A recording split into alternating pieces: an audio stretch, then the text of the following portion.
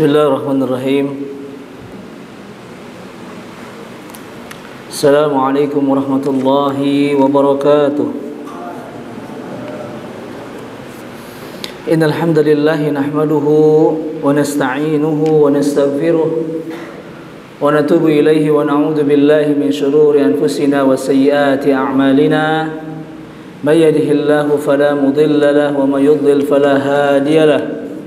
أشهد أن لا إله إلا الله وحده لا شريك له وأشهد أن محمدا عبده ورسوله لا نبي ولا رسول بعده أما بعد.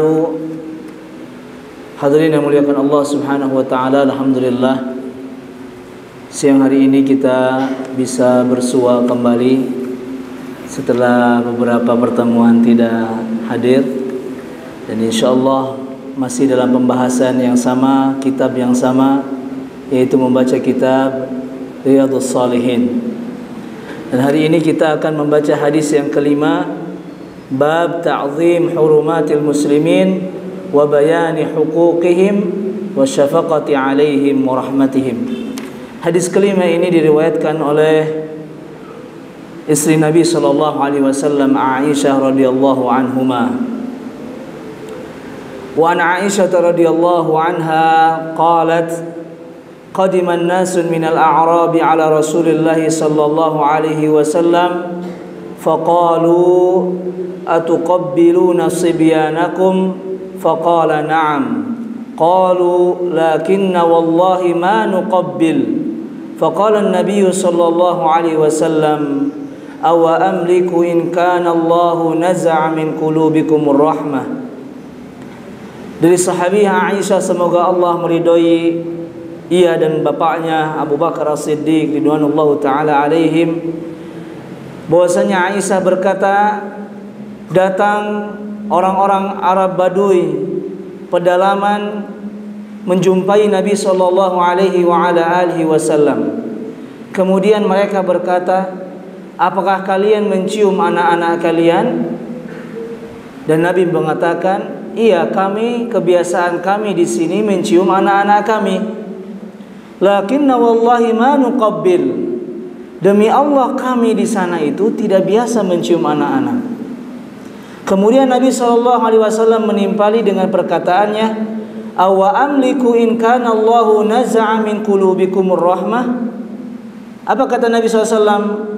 Aku tidak memiliki kemampuan untuk memasukkan kasih sayang kepada hati kalian jika seandainya kasih sayang itu sudah dicabut oleh Allah Subhanahu wa taala. Sebenarnya ikhwatal iman, a'azzani Allah wa iyyakum, hadis ini masih berhubungan dengan hadis-hadis sebelumnya yang berkaitan tentang mencium anak-anak. Pada hadis sebelumnya dikisahkan oleh seorang sahabat, Al-Aqra' ibn Habis, yang memiliki 10 orang anak, tetapi tidak ada satupun yang pernah dicium olehnya. Berarti dapat ditarik kesimpulan bahwasannya hubungan ayah dengan anak di zaman dahulu, di zaman Nabi Shallallahu Alaihi Wasallam itu sangatlah jauh. Bahkan untuk anak saja tidak ada kesempatan, tidak ada momen untuk mencium anaknya. Dan alhamdulillah kalau di kita sangat jarang sekali orang tidak ngekewek budakna, ya kan, nyicium budakna, itu jarang sekali. Bahkan kadeudeung, ya kan, unggal poe diciuman. Iya tidak? Tetapi ternyata bangsa Arab itu hal tersebut hal yang sangat aneh. Maka bertanya kepada Nabi, apakah kalian mencium anak-anak kalian? Iya, kami menciumnya. Berarti Nabi SAW ingin mengabarkan kepada mereka bahwa mencium anak-anak adalah diantara kasih sayang orang tua kepada anaknya. Maka Nabi SAW mengatakan dalam hadis sebelumnya, man la yarham la yurham. Bagaimana kita ingin dicintai oleh Allah sedangkan kita tidak mencintai hamba-hamba Allah Subhanahu wa taala. Ikhwatal iman, azani Allah wa iyyakum. Pertanyaannya, bolehkah kita mencium anak orang? Kalau ini kan anak sendiri, apakah boleh kita mencium anak orang? Misalnya kita ketemu dengan saudara kita, dia bawa anak kecil, apakah kita boleh mencium anak orang lain? Maka di sini perlu kita perhatikan. Yang pertama, mencium anak-anak diajarkan oleh Nabi SAW bukan hanya kepada anak beliau. Di dalam hadis Nabi SAW pernah mencium anaknya Ibrahim, ya, yang meninggal. Nabi mengatakan, aku menamai anakku dengan nama nenek moyangku, dengan nama bapakku yaitu Ibrahim. Kemudian Ibrahim meninggal saat usianya belum sampai 2 tahun. Nabi mencium anaknya. Dalam riwayat Nabi SAW mencium siapa? Cucu-cucunya yaitu Hasan dan Husain. Dalam riwayat lain bahwasanya terdapat anak-anak sahabat yang bermain kemudian duduk di sampingnya, kemudian Nabi menciumnya. Pertanyaannya, apakah kita boleh mencium selain anak kita? Yang pertama, mencium anak orang lain diperbolehkan dengan beberapa syarat. Yang pertama, tentunya mencium setelah dapat izin dari orang tuanya, karena tidak semua orang tua itu suka anaknya dicium kubatur. Apalagi beres ngerokok, bau jengkol, cium anak batur. Hai, orang tuanya akan jadi apa? Kumaha gitu perasaannya kan? Maka kita izin dulu. Kemudian yang kedua, hal yang lazim untuk dicium dari seorang anak bukanlah pipinya, tetapi tangannya. Kalau mencium tangan anak, misalnya ada anak kecil, Masya Allah, tidak mesti harus dicium apanya? Pipinya atau keningnya.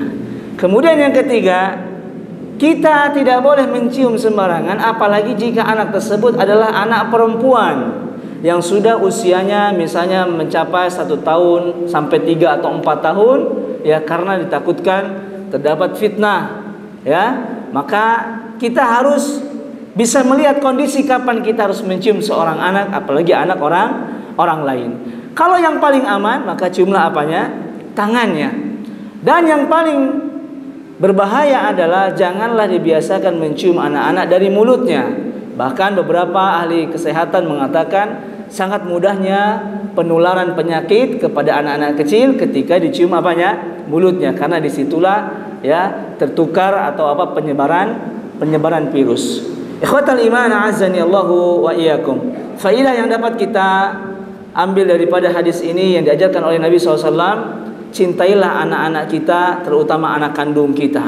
Jangan galak-galak, ya. Kadang-kadang kita harus memeluk mereka, dan ciuman orang tua kepada anaknya dalam sebuah penelitian itu merangsang hormon-hormon yang nantinya anak tersebut bisa menjadi cerdas, kemudian bisa menjadi lebih terbuka, bisa lebih soleh, karena ada ikatan ayah orang tua dengan anaknya. Kemudian yang terakhir yang ingin saya bahas dalam pembahasan ini, i'dilu baina auladikum. Adillah kalian kepada anak-anak kalian. Ini yang diberikan anak lebih dari 1. Nabi SAW pernah menjumpai seorang sahabat mencium anaknya. Kemudian Nabi berkata kepada sahabat tersebut, apakah engkau melakukan ini kepada anakmu yang lain? Kemudian Nabi mengatakan, i'dilu baina auladikum. Maksudnya adalah kalau kita punya anak lebih dari 1, kemudian kita pulang ke rumah, kemudian kita cium salah satunya, maka yang lainnya pun harus dicium.